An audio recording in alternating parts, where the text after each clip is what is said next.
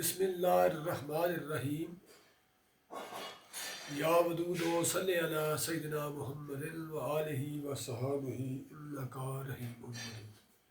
अस्सलाम वालेकुम व रहमतुल्लाहि व बरकातुहू। मैं तुहाडे सामने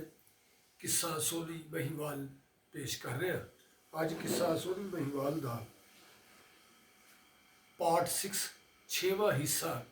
मैं तुहाडे सामने पेश कर रहा। बयान करन च पेश करन च कोई बोल चुक हो जाए तो मैं उहदे लई पेशगी माफ़ी चाहता। 18वीं सदी में गुजरात के एक कमियार जिदा नाम अब्दुल्ला कमियार सी, उहदे घर एक धी जमदी है।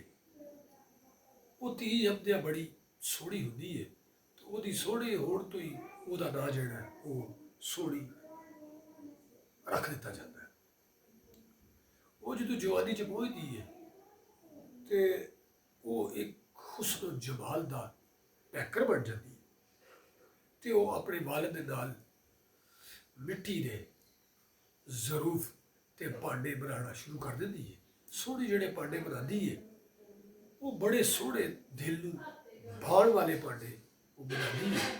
तो अपने प्यो का पूरा वो साथ दिंदी है, पूरा हथ बनाती है,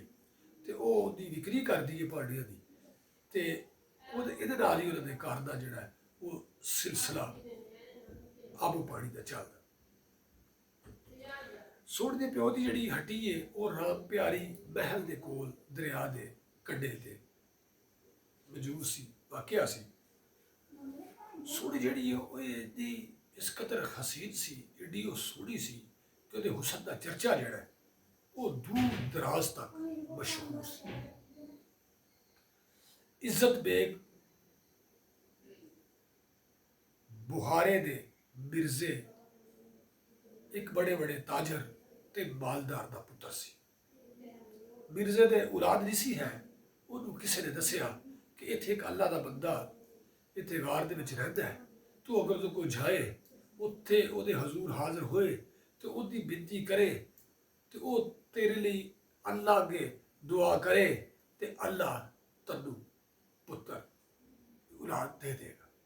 वो उस तरह ही करता है। तो वो मिर्जा जिहड़ा है वो अल्लाह के बंदे को जाता है तो वही बिनती अगे तरला करता है कि मेरे वास्ते दुआ करो कि अल्लाह मैनू औलाद दे। वो फकीर मिर्जे वास्ते उस ताजर वास्ते दुआ करता है तो अल्लाह ताला उन्होंने बेटा अदा करता है जिदा नाम जिहड़ा है वो इज्जत बेग रखा जाता है। इज्जत बेग का तल्लक बुहारे नाल सी। इज्जत बेग जदों जवान होया तो उहने भी कारोबार शुरू कर लिया। एक दिन इज्जत बेग ने अपने प्यो ने कहा कि मैं दिल्ली जाना चाहता, तो मैं उत्थे जाके कुछ बेचागा तो कुछ खरीदागा। जो इज्जत बेग की गल उहदे प्यो ने सुनी तो वो बड़ा दुखी होया, क्योंकि उन्होंने इज्जत बेग नाल बड़ी मुहब्बत सी, बड़ा प्यार सी, लेकिन मजबूरन उन्होंने इज्जत बेग की खुशी वास्ते उन्होंने इजाजत देनी पई। तो उन्हें उन्होंने इजाजत दे दी तो वो दिल्ली चला गया। दिल्ली तो इज्जत बेग लाहौर आया, लाहौर फिरिया, लाहौर की सैर की। उस तो बाद इज्जत बेग जिहड़ा है वो गुजरात चला जाता है। जो इज्जत बेग गुजरात चला जाता है तो उत्थे एक रोज़ इज्जत बेग भांडे खरीदन वास्ते अब्दुल्ला कमियार के घर जाता है। जो भांडे खरीदन वास्ते अब्दुल्ला कमियार के घर जाता है तो उसकी नज़र सोहनी ते पैंदी है, तो सोहनी की नज़र इज्जत बेग ते पैंदी है, तो दूआ ते सख्ता तारी हो जाता और दोए एक दूसरे की मुहब्बत दे विच गिरफ्तार हो जाते। ये बाद इज्जत बेग और रोज़ अब्दुल्ला कमियार के घर जाता है तो उथों रोज़ बर्तन खरीदता है तो ਉਹਨੂੰ ਹੋਰ ਬਰਤਨਾਂ ਦੀ ਮੰਗ ਕਰਦਾ ਹੈ, ਆਰਡਰ ਦਿੰਦਾ ਹੈ। ਫਿਰ ਅਗਲੇ ਦਿਨ ਜਾਂਦਾ ਹੈ, ਹੋਰ ਬਰਤਨ ਖਰੀਦਦਾ ਹੈ ਤੇ ਹੋਰ ਉਹਨਾਂ ਨੂੰ ਬਰਤਨਾਂ ਦੀ ਭਾਂਡਿਆਂ ਦੀ ਮੰਗ ਕਰਦਾ ਹੈ, ਆਰਡਰ ਦਿੰਦਾ ਹੈ। ਇਹ ਜਿਹੜਾ ਸਿਲਸਿਲਾ ਹੈ ਇਹ ਕੁਛ ਅਰਸਾ ਚੱਲਦਾ ਹੈ ਤੇ ਜਿਹੜਾ ਇੱਜ਼ਤ ਬੇਗ ਦਾ ਆਪਣਾ ਕਾਰੋਬਾਰ ਹੁੰਦਾ ਹੈ, ਕਿਉਂਕਿ ਅਦਬ ਤਵੱਜੋ ਦੀ ਵਜ੍ਹਾ ਨਾਲ ਉਹ ਖਤਮ ਹੋ ਜਾਂਦਾ। ਜਦੋਂ ਇੱਜ਼ਤ ਬੇਗ ਦਾ ਕਾਰੋਬਾਰ ਖਤਮ ਹੋ ਜਾਂਦਾ ਹੈ ਤੇ ਇੱਜ਼ਤ ਬੇਗ ਜਿਹੜਾ ਹੈ ਉਹ ਬਿਲਕੁਲ ਕਿਲਾਸ਼ ਹੋ ਜਾਂਦਾ, ਭੁੱਖਾ ਹੋ ਜਾਂਦਾ। ਉਹਦੇ ਕੋਲ ਕੋਈ ਪੈਸਾ, ਕੋਈ ਦਿਰਹਮ ਨਹੀਂ ਰਹਿੰਦਾ। ਉਹ ਬੁਹਾਰਾ ਵਾਪਸ ਜਾਣਾ ਤੇ ਬੜੀ ਦੂਰ ਦੀ ਗੱਲ ਹੈ। ਉਹ ਵਾਪਸ ਜਾਣ ਦਾ ਸੋਚ ਵੀ ਨਹੀਂ ਸੀ ਸਕਦਾ, ਤਸੱਵਰ ਵੀ ਨਹੀਂ ਸੀ ਕਰ ਸਕਦਾ। ਉਹ ਫਿਰ ਇੱਕ ਰੋਜ਼ ਅਬਦੁੱਲਾ ਕਿਬਿਆਰ ਦੇ ਘਰ ਜਾਂਦਾ ਤੇ ਉਹਦੀ ਬੇਨਤੀ ਕਰਦਾ ਕਿ ਤੁਸੀਂ ਮੈਨੂੰ ਆਪਣਾ ਕੰਮ ਰੱਖ ਲਓ। ਉਹਨੂੰ ਇਹ ਗੱਲ ਸੁਣਾਉਂਦਾ ਹੈ ਕਿ ਮੇਰਾ ਸਾਰਾ ਮਾਲੋ ਸੁਹਾਬ ਜਿਹੜਾ ਉਹ ਸਾਰਾ ਚੋਰ ਲੈ ਗਏ ਨੇ ਤੇ ਮੇਰੀ ਹਾਲਤ ਬਹੁਤ ਖਰਾਬ ਹੋ ਗਈ ਹੈ ਤੇ ਮੇਰੇ ਕੋਲ ਤੇ ਖਾਣ ਲਈ ਵੀ ਕੁਛ ਨਹੀਂ ਹੈ ਤੇ ਤੁਸੀਂ ਮੇਰੇ ਤੇ ਮਿਹਰਬਾਨੀ ਕਰੋ, ਮੈਨੂੰ ਨਾ ਆਪਣਾ ਕੰਮ ਰੱਖ ਲਓ। ਤੁਸੀਂ ਜਿਹੜਾ ਮੈਨੂੰ ਕੰਮ ਕਹੋਗੇ, ਕੋਈ ਕੂੜਾ ਸੁੱਟਣ ਵਾਸਤੇ ਕਹੋਗੇ, ਜੋ ਕਹੋਗੇ ਮੈਂ ਤੁਹਾਡੀ ਫਰਮਾਬਰਦਾਰੀ ਕਰਾਂਗਾ ਤੇ ਮੈਂ ਉਹ ਕੰਮ ਕਰਾਂਗਾ। ਜਿਹੜਾ ਅਬਦੁੱਲਾ ਕਿਬਿਆਰ ਹੁੰਦਾ ਹੈ ਉਹਨੂੰ ਵੀ ਅੰਦਰ ਬਾਹਰ ਦੇ ਕੰਮਾਂ ਵਾਸਤੇ ਕਾਬੇ ਦੀ ਲੋੜ ਹੁੰਦੀ ਹੈ ਤੇ ਉਹ ਇੱਜ਼ਤ ਬੇਗ ਦੀ ਬੇਨਤੀ ਨੂੰ ਮੰਨ ਲੈਂਦਾ ਹੈ ਤੇ ਉਹਨੂੰ ਆਪਣਾ ਕੰਮ ਰੱਖ ਲੈਂਦਾ ਹੈ। ਇੱਜ਼ਤ ਬੇਗ ਨੂੰ ਅਬਦੁੱਲਾ ਕਿਬਿਆਰ ਆਪਣੇ ਕੋਲ ਕੰਮ ਰੱਖ ਕੇ ਉਹਦੀ ਡਿਊਟੀ ਜਿਹੜੀ ਹੈ ਉਹ ਡੰਗਰ ਚਾਰਨ ਤੇ ਮੱਝੀਆਂ ਚਾਰਨ ਤੇ ਲਾ ਦਿੰਦਾ ਹੈ।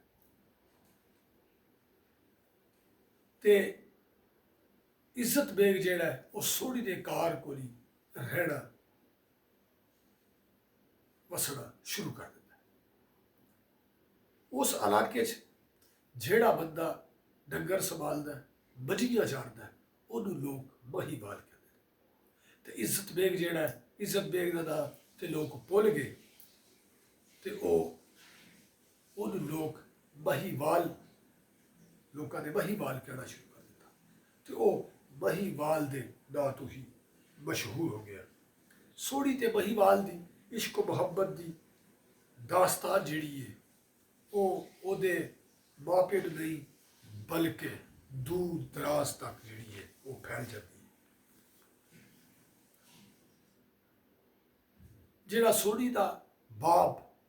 ਹੁੰਦਾ ਉਹ ਬਦਨਾਮੀ ਦੇ ਡਰ ਤੋਂ ਸੋਹਣੀ ਦੀ ਸ਼ਾਦੀ ਦਰਿਆ ਦੇ ਦੂਸਰੇ ਕਿਨਾਰੇ ਆਪਣੇ ਇੱਕ ਘੁਮਿਆਰ ਖਾਨਦਾਨ ਵਿੱਚ ਕਰ ਦਿੰਦਾ ਔਰ ਦਿਨਾਂ ਦੇ ਵਿੱਚ ਹੀ ਸੋਹਣੀ ਦੀ ਰੁਖਸਤੀ ਵੀ ਕਰ ਦਿੰਦਾ। ਮਹੀਵਾਲ ਜਿਹੜਾ ਉਹ ਇਸ ਕਿਨਾਰੇ ਤੇ ਰਹਿ ਜਾਂਦਾ ਤੇ ਸੋਹਣੀ ਜਿਹੜੀ ਹੈ ਉਹ ਦਰਿਆ ਦੇ ਦੂਸਰੇ ਕਿਨਾਰੇ ਚਲੀ ਜਾਂਦੀ ਹੈ। ਸੋਹਣੀ ਆਪਣੀ ਮੁਹੱਬਤ ਦੀ ਤਸਕੀਨ ਤੇ ਮਹਿਬੂਬ ਨੂੰ ਮਿਲਣ ਵਾਸਤੇ ਇੱਕ ਤਰੀਕਾ ਈਜਾਦ ਕਰਦੀ ਹੈ, ਕਿਉਂਕਿ ਉਹਨੂੰ ਮਹੀਵਾਲ ਨੂੰ ਮਿਲਣ ਵਾਸਤੇ ਦਰਿਆ ਜਿਹੜਾ ਉਹ ਪਾਰ ਕਰਨਾ ਪੈਂਦਾ ਸੀ ਤੇ ਉਹਨੂੰ ਕਿਉਂਕਿ ਤਾਰੀ ਵੀ ਤਰਨੀ ਨਹੀਂ ਸੀ ਆਉਂਦੀ ਤੇ ਉਹ ਦਰਿਆ ਪਾਰ ਕਰਨ ਵਾਸਤੇ ਇੱਕ ਜਿਹੜਾ ਉਹ ਗੜਾ ਤਿਆਰ ਕਰ, ਕਿਉਂਕਿ ਜ਼ਰੂਫ ਬਣਾਉਣ 'ਚ, ਭਾਂਡੇ ਬਣਾਉਣ 'ਚ ਸੋਹਣੀ ਬਹੁਤ ਮਾਹਰ ਸੀ। ਉਹਨੇ ਦਰਿਆ ਨੂੰ ਉਬੂਰ ਕਰਨ ਵਾਸਤੇ ਇੱਕ ਕੜਾ ਤਿਆਰ ਕੀਤਾ। ਉੱਥੇ ਦਰਿਆ ਦੇ ਕਬੀਰ ਕੋਲ ਹੀ ਉਹ ਝਾੜੀ ਦੇ ਵਿੱਚ ਉਹ ਗੜਾ ਛੁਪਾ ਦਿੱਤਾ ਤੇ ਸੋਹਣੀ ਰੋਜ਼ ਮਹੀਵਾਲ ਨੂੰ ਮਿਲਣ ਵਾਸਤੇ ਉਸੇ ਗੜੇ ਦੇ ਨਾਲ ਦਰਿਆ ਅਬੂਰ ਕਰਦੀ ਤੇ ਮਹੀਵਾਲ ਨੂੰ ਮਿਲਦੀ ਤੇ ਸਾਰੀ ਰਾਤ ਮਹੀਵਾਲ ਤੇ ਸੋਹਣੀ ਜਿਹੜੇ ਨੇ ਉਹ ਇੱਕ ਦੂਸਰੇ 'ਚ ਖੋਏ ਰਹਿੰਦੇ ਤੇ ਜਦੋਂ ਸੁਬਾਹ ਦੀ ਸਫੇਦੀ ਹੋਣ ਤੋਂ ਪਹਿਲੇ ਪਹਿਲੇ ਜਿਹੜਾ ਉਹ ਸੋਹਣੀ ਵਾਪਸ ਘਰ ਆ ਜਾਂਦੀ। ਇਹ ਕਾਫੀ ਦੇਰ ਸਿਲਸਿਲਾ ਚੱਲਦਾ ਰਿਹਾ। ਆਖਰ ਇਹ ਸਿਲਸਿਲਾ ਕਿੰਨੀ ਕੁ ਦੇਰ ਚੱਲਣਾ ਸੀ। ਇੱਕ ਦਿਨ ਜਦੋਂ ਸੋਹਣੀ ਮਹੀਵਾਲ ਨੂੰ ਮਿਲਣ ਵਾਸਤੇ ਘਰੋਂ ਨਿਕਲਦੀ ਹੈ ਤੇ ਉਹਦੀ ਦੰਦ ਜਿਹੜੀ ਹੈ ਸੋਹਣੀ ਦੀ ਉਹਨੂੰ ਦੇਖ ਲੈਂਦੀ ਹੈ। ਉਹ ਸੋਹਣੀ ਦਾ ਪਿੱਛਾ ਕਰਦੀ ਹੈ ਕਿ ਸੋਹਣੀ ਕਿੱਧਰ ਜਾਂਦੀ ਹੈ। ਉਹ ਦਰਿਆ ਦੇ ਕਿਨਾਰੇ ਹੁੰਦੀ ਹੈ ਤੇ ਉੱਥੋਂ ਜਿਹੜਾ ਘੜਾ ਲੁਕਾਇਆ ਹੁੰਦਾ ਉਹ ਲਿੰਦੀ ਹੈ ਤੇ ਉਹਦੀ ਮਦਦ ਨਾਲ ਦਰਿਆ ਪਾਰ ਕਰ ਜਾਂਦੀ ਹੈ। ਸੋਹਣੀ ਦੀ ਨੰਦ ਇਹ ਵੇਖ ਕੇ ਵਾਪਸ ਆ ਜਾਂਦੀ ਹੈ ਤਾਂ ਸੁਬਹ ਆਪਣੀ ਮਾਂ ਨਾਲ ਗੱਲ ਕਰਦੀ ਹੈ ਤੇ ਜਿਹੜੀ ਸੋਹਣੀ ਦੀ ਨੰਦ ਹੁੰਦੀ ਹੈ ਉਹ ਸੋਹਣੀ ਦੇ ਖਿਲਾਫ ਇੱਕ ਬੜੀ ਖਤਰਨਾਕ ਕਿਸਮ ਦੀ ਜਿਹੜੀ ਉਹ ਸਾਜ਼ਿਸ਼ ਉਹ ਤਿਆਰ ਕਰਦੀ। ਸੋਹਣੀ ਦੀ ਨੰਦ ਵੀ ਕਿਉਂਕਿ ਉਹਦਾ ਤਲਕ ਵੀ ਘੁਮਿਆਰ ਖਾਨਦਾਨ ਹੁੰਦਾ ਤੇ ਉਹ ਵੀ ਭਾਂਡੇ ਬਣਾਉਣ 'ਚ ਪੂਰੀ ਮਾਹਰ ਤੇ ਪੂਰਾ ਉਹ ਉਸ ਫਨ ਦੀ ਜਿਹੜੀ ਹੈ ਉਹ ਮਤਲਬ ਮਾਹਰ ਹੁੰਦੀ ਹੈ। ਉਹ ਹੂਬਹੂ ਜਿਸ ਤਰ੍ਹਾਂ ਦਾ ਘੜਾ ਸੋਹਣੀ ਨੇ ਦਰਿਆ ਪਾਰ ਕਰਨ ਦੀ ਰੱਖਿਆ ਸੀ, ਹੂਬਹੂ ਉਸੇ ਤਰ੍ਹਾਂ ਦਾ ਸੋਹਣੀ ਦੀ ਨੰਦ ਜਿਹੜੀ ਹੈ ਇੱਕ ਘੜਾ ਤਿਆਰ ਕਰਦੀ। ਉਹ ਘੜਾ ਜਿਹੜਾ ਸੋਹਣੀ ਦੀ ਨੰਦ ਤਿਆਰ ਕਰਦੀ ਉਹ ਕੱਚੀ ਮਿੱਟੀ ਦਾ ਘੜਾ ਤਿਆਰ ਕਰਦੀ ਤੇ ਉਸ ਜਗ੍ਹਾ ਤੋਂ ਉਹ ਘੜਾ ਸੋਹਣੀ ਦਾ ਚੁੱਕ ਕੇ ਤੇ ਉੱਥੇ ਸੋਹਣੀ ਦੀ ਨੰਦ ਜਿਹੜੀ ਹੈ ਉਹ ਕੱਚਾ ਘੜਾ ਰੱਖ ਦਿੰਦੀ। ਤੇ ਇਸ ਤਰ੍ਹਾਂ ਹੀ ਸੋਹਣੀ ਇੱਕ ਰੋਜ਼ ਮਹੀਵਾਲ ਨੂੰ ਮਿਲਣ ਵਾਸਤੇ ਜਾਂਦੀ ਹੈ ਤੇ ਉਹ ਉੱਥੋਂ ਉਹੀ ਘੜਾ ਜਿਹੜਾ ਸੋਹਣੀ ਦੀ ਨੰਦ ਨੇ ਰੱਖਿਆ ਹੁੰਦਾ ਉਹ ਘੜਾ ਲੈ ਕੇ ਤੇ ਦਰਿਆ 'ਚ ਵੜ ਜਾਂਦੀ। ਦਰਿਆ 'ਚ ਜਦੋਂ ਵੜਦੀ ਹੈ ਉਹ ਕੱਚੀ ਮਿੱਟੀ ਦਾ ਜਿਹੜਾ ਘੜੇ ਨੂੰ ਜਦੋਂ ਲਹਿਰਾਂ ਉਹਨੂੰ ਵੱਜਦੀਆਂ ਨੇ ਤੇ ਉਹਦੀ ਜਿਹੜੀ ਮਿੱਟੀ ਘੜੇ ਦੀ ਹੈ ਉਹ ਖੁਰਨੀ ਸ਼ੁਰੂ ਹੋ ਜਾਂਦੀ। ਜਦੋਂ ਬਿਲਕੁਲ ਐਨ ਸੋਹਣੀ ਜਿਹੜੀ ਹੈ ਉਹ ਦਰਿਆ ਦੇ ਵਿਚਕਾਰ ਪਹੁੰਚਦੀ ਹੈ ਤੇ ਉਹਦਾ ਜਿਹੜਾ ਘੜਾ ਉਹ ਖੁਰਦਾ ਬਿਲਕੁਲ ਹੀ ਉਹਦਾ ਘੜਾ ਜਿਹੜਾ ਉਹ ਦਰਿਆ ਦੀਆਂ ਲਹਿਰਾਂ 'ਚ ਬਿਲਕੁਲ ਖਿਲਰ ਜਾਂਦਾ।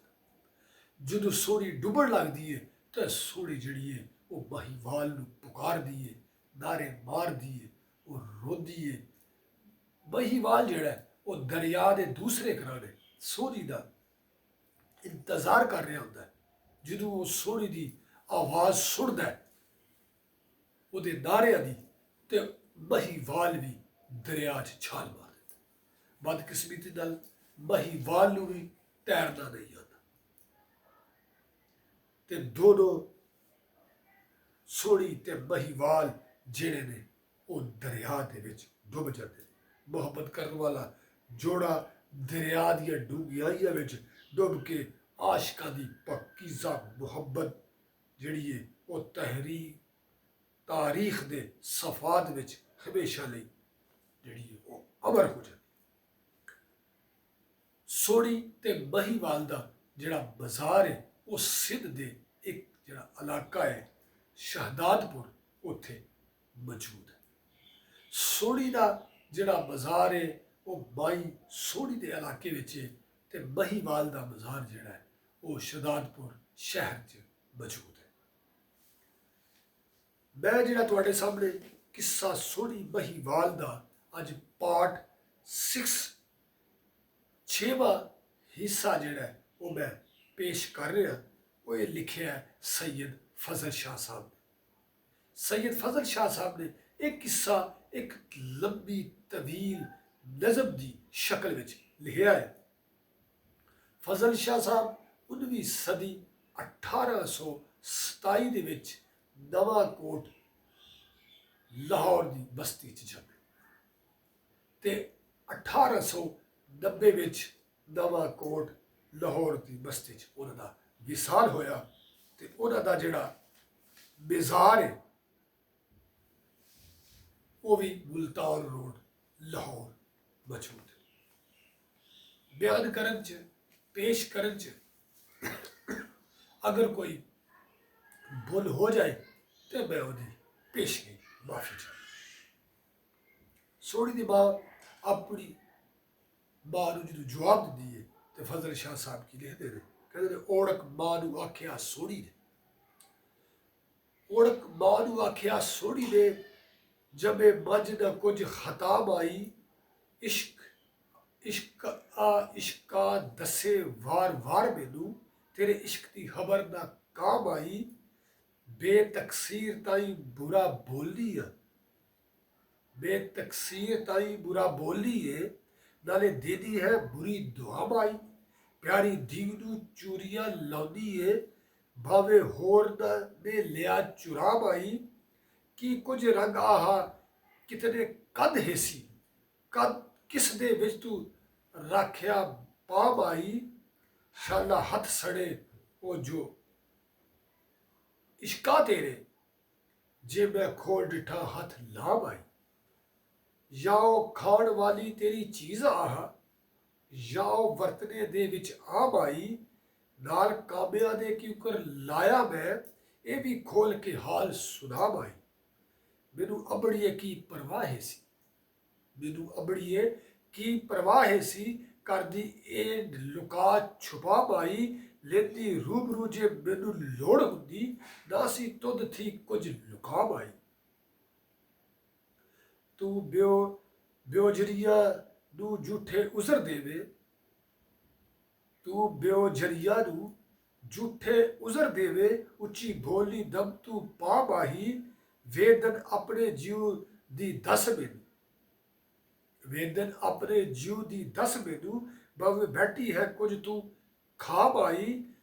ਅੱਗੇ ਇੰਜ ਤੂੰ ਕਦੇ ਨਾ ਭੂਲ ਕੀਤਾ, ਜਿਵੇਂ ਅੱਜ ਕੀਤੀ ਮੇਰੇ ਬਾਪ ਆਈ, ਜੇਕਰ ਬਰਜ਼ਸ਼ੁਦਾ ਦਾ ਅਸਰ ਹੋਇਆ, ਫਜ਼ਲ ਸ਼ਾਹ ਨੂੰ ਨਬਜ਼ ਦਿਖਾ ਬਾਈ। ਮਾਈ ਦਾ ਸੋਹਣੀ ਨੂੰ ਗੁੱਸੇ ਹੋਣਾ, ਜਿਹੜੀ ਸੋਹਣੀ ਦੀ ਮਾਂ ਹੈ ਉਹ ਸੋਹਣੀ ਨੂੰ ਗੁੱਸੇ ਹੁੰਦੀ ਹੈ। ਬੜੇ ਸੋਹਣੀਏ ਦੀ ਛਲੀਏ ਮੌਤ ਆਈ, ਏਡੇ ਬਕਰ ਫਰੇਬ ਬਣਾ ਦਿਆ, ਕਿਹੜੀ ਗੱਲ ਤੂੰ ਮੈਨੂੰ ਬੱਤ ਦਿੱਤੀ, ਕਿਹੜੀ ਗੱਲ ਨੂੰ ਪਕੜਿਓ ਜਾ ਦਿਆ, ਆਲੀ ਭੋਲੜੀ ਕੁਝ ਨਾ ਜਾਣਦੀ ਹੈ, ਤੇਥੀ ਗੱਲ ਦਾ ਵੱਲ ਦਾ ਆ ਦਿਆ, ਯਾਰੀ ਲਾਈ ਨਾਲ ਕਾਮਿਆਂ ਦੇ,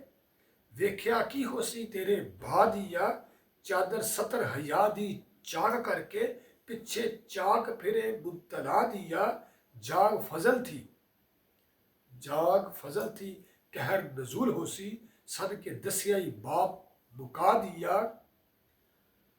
ਤੋਬਾ ਆਖ ਅੱਬਾ, ਸੋਹਣੀ ਜਵਾਬ ਦਿੱਤੀ, ਤੋਬਾ ਆਖ ਅੱਬਾ ਝੂਠ ਬੋਲ ਨਹੀਂ, ਤੋਬਾ ਆਖ ਅੱਬਾ ਝੂਠ ਬੋਲ ਨਹੀਂ, ਇਸ ਗੱਲ ਨੂੰ ਹਾਸ ਨਤਾਰ ਪਾਈ, ਜੇਕਰ ਕੁਝ ਮੇਰੇ ਵਿੱਚ ਐਬ ਦੇਖੇ, ਖਿੱਚ ਮਾਰ ਮੈਨੂੰ ਤਲਵਾਰ ਪਾਈ, ਕੁਝ ਖੌਫ ਖੁਦਾ ਦਾ ਭੂਲ ਤੈਨੂੰ, ਦੇਖਿਆ ਕੁਆਰੀਆਂ ਨੂੰ ਦਿਸੇ ਯਾਰ ਬਾਈ,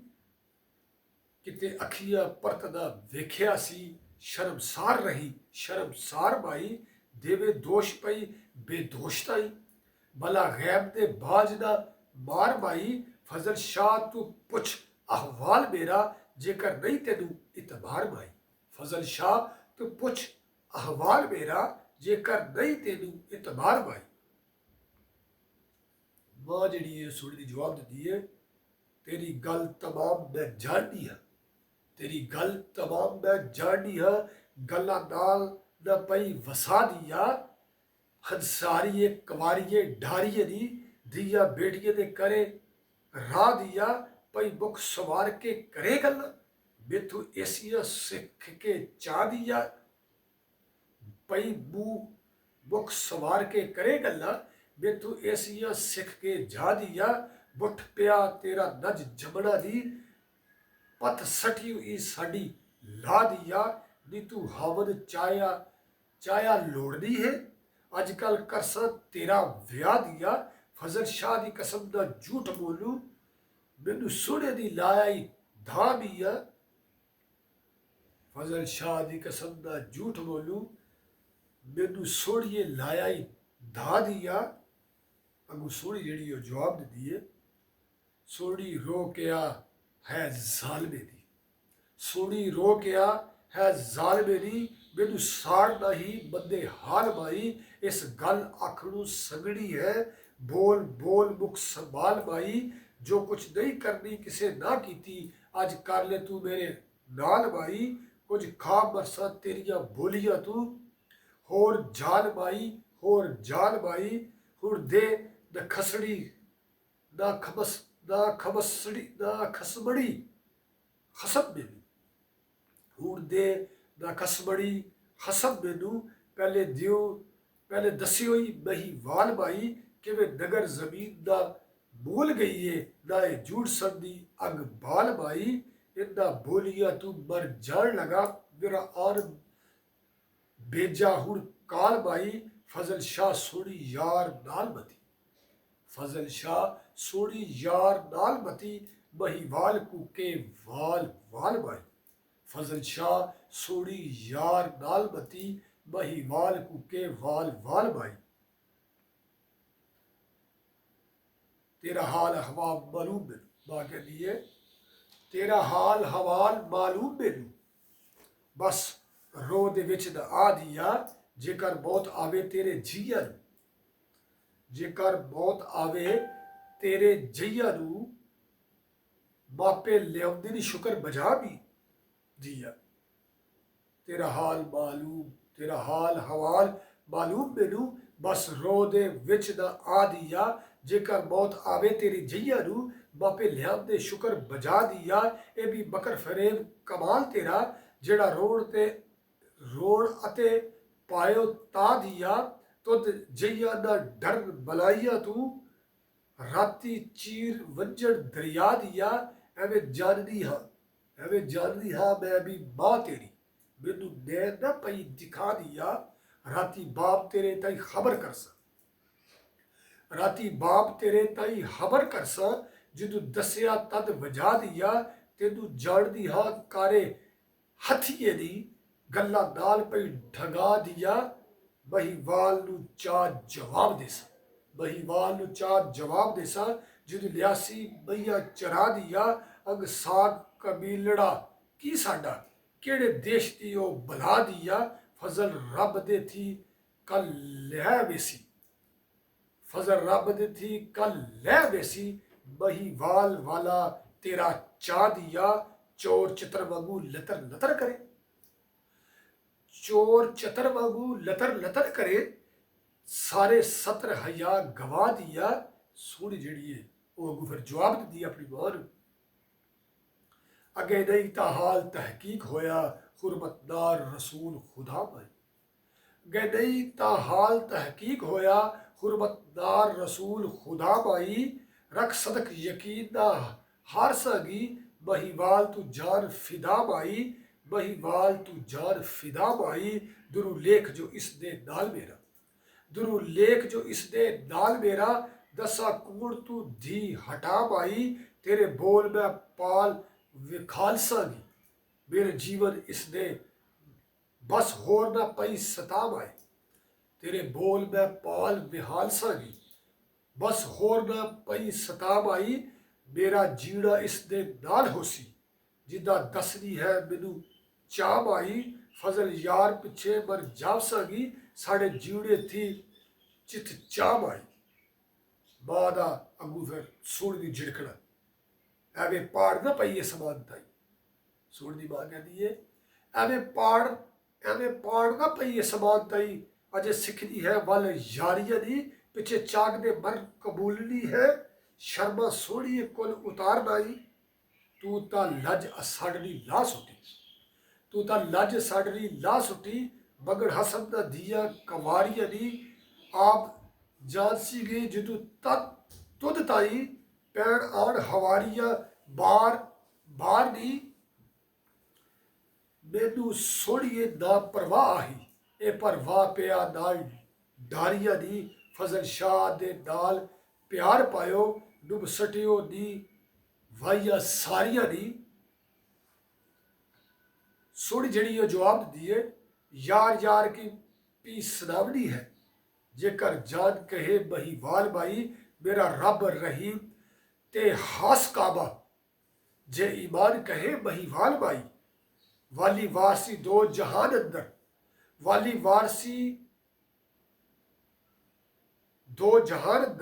मेरा हार कहे बहीवाल बाई यार की पई सुदावनी है जेकर जान कहे बहीवाल बाई मेरा रब रहीम ते हास काबा जे ईमान कहे बहीवाल बाई वाली वारसी दूजा जहान अंदर मेरा हार कहे बहीवाल बाई रोज अजल दी हो गुलाम रहिया मेरा हार कही बहीवाल बाई मेरा रोज बिसाक दा यार प्यारा जेकर मान कहे बहीवाल बाई फजल यार तू जान कुर्बान मेरी मेरा तान कहे बहीवाल बाई फजल यार तू जान कुर्बान मेरी मेरी तान कहे महिवाल माई माई दा जवाब देना तोबा आख इस कुफर दी गल करो तोबा आख इस कुफर दी गल करो बता कहर ते पवे बला दिया तेनू कुछ ईमान दी खबर नहीं पढ़ दी सब रड़ा दिया जो ही लिखिया लेख नसीब मेरे आ ले थी झोली पा दिया फजल याद करसी इस वेलड़े नू जदू जासिया वक्त विहा दिया फजल याद करसी इस वेलड़े नू जदू जासिया वक्त विहा दिया सोड़ी जवाब दी है सोड़ी रोज थी नीर पलट आखे सोड़ी रोज थी नीर पलट आखे बस बस माई मती दस ना है सोड़ी रो थी नीर पलट आखे बस बस माई मती दस नाही कानू शरबत करे नसीहत दे कुछ बुझ ताई माई दस नाही काऊ वाग माई खादो मगज मेरा तेरे मुख ताई कदे बस नहीं एवं बोलिया मार जलानी है बावे मैं सोड़ी तेरे बस नहीं जे चिर तीक महिवाल तू ना देखिया मेरी रोदिया सकदी अस नहीं महिवाल तू मुर्द मुहाल होया गल्ला दस मेरे जीव खस नहीं इस यार दी कसम दा झूठ बोले सुच्चा जीव मेरा मेरे वस नहीं तेरे जेवर जहर मिसाल मैनू लाल सिप दिसे गल